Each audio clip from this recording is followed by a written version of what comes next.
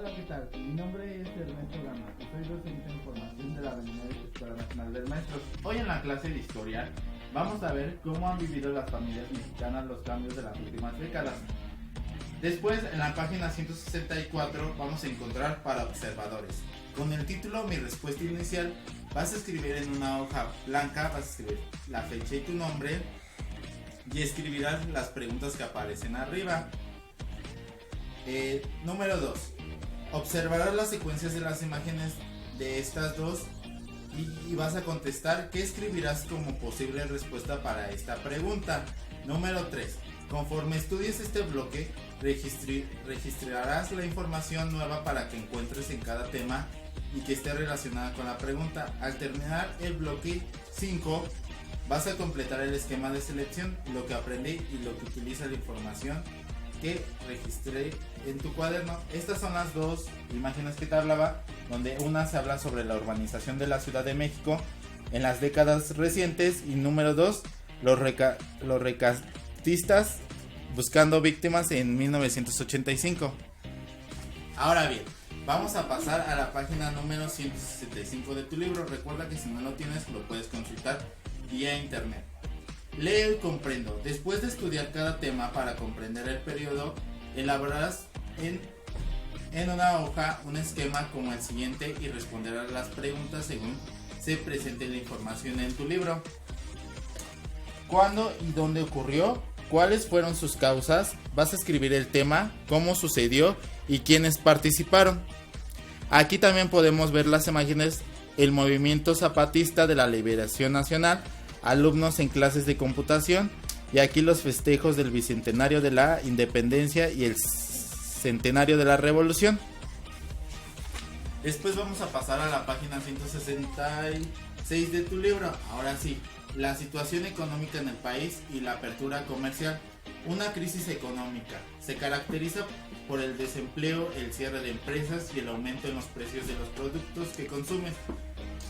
Nuestro país entró en crisis económica muy fuerte después de la caída de los precios del petróleo a nivel mundial y se produjo por los préstamos invertidos en la industria petrolera.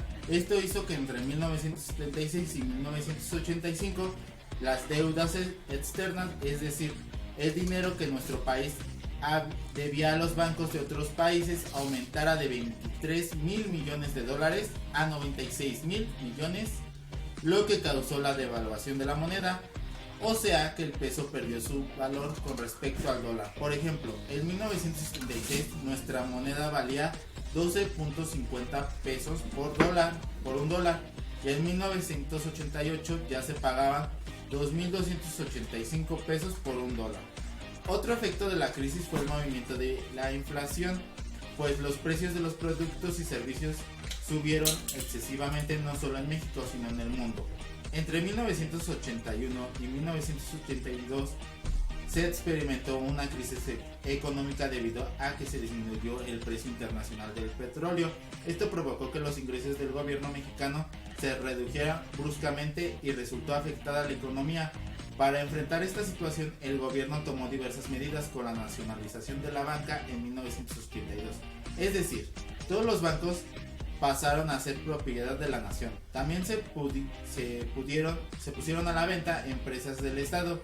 Se firmaron acuerdos para abrir la economía nacional de la inversión extranjera y al comercio internacional y se solicitaron nuevos préstamos. Con estas acciones la economía del país tomó un nuevo rumbo. Se fue integrando cada vez más a la dinámica de la economía mundial y las empresas privadas adquirieron mayor importancia. Durante las 3 últimas décadas hemos experimentado los efectos de este cambio. Por un lado, se ha presentado cierto crecimiento y aumento de la inversión privada. Por otro, la continuidad de problemas con la desigualdad social y el enriquecimiento de una minoría de empresarios tanto nacionales y extranjeros, el aumento del desempleo, de la economía informal y de la pobreza externa, así como la pérdida del poder adquisitivo de los salarios, es decir, que las personas ya no pueden comprar algunos productos que antes estaban a su alcance. Como consecuencia de la integración de México en la economía mundial, En la década de 1980 el país inició una apertura a los mercados internacionales mediante la firma de diversos tratados comerciales. El más importante es el Tratado de Libre Comercio de América del Norte, que se conoce como la TLC, que está firmado con Estados Unidos y Canadá y obviamente México, ¿verdad? Que entró en vigor en 1994 durante el gobierno de Carlos Salinas de Gortari, su gobierno estuvo de 1988 a 1994. Con este acuerdo se pretendía que México aumentara sus exportaciones a dichos países y que pudieran adquirir artículos extranjeros a menor costo. Como consecuencia de este traslado, aumentó la venta de algunos productos mexicanos, sobre todo los de origen agropecuario e industrial. Sin embargo, las manufacturas y los agricultores nacionales quedaron en desventaja frente a sus competidores extranjeros, debido a que los productos mexicanos son más costosos. Además del TLC, México ha firmado tratados de libre comercio con la Unión Europea y países como Chile, Guatemala, Venezuela, Colombia, Bolivia, Israel y Japón. Ahora, en una hoja vas a poner tu nombre y la fecha del día de hoy y vas a contestar las siguientes preguntas. ¿Cómo era el estilo de vida de las personas? Número 2. ¿Cuánto costaba algunos de los productos? Número 3. ¿Qué pensaba la gente acerca de la crisis? Siguiente pregunta. ¿Qué acciones emprendía el gobierno de ese entonces?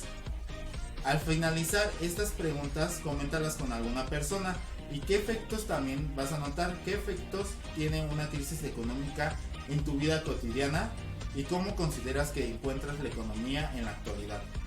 Recuerda que estas preguntas las vas a guardar en tu carpeta de evidencias y se las vas a entregar a tu maestro cuando regreses al salón de clases. Muchas gracias.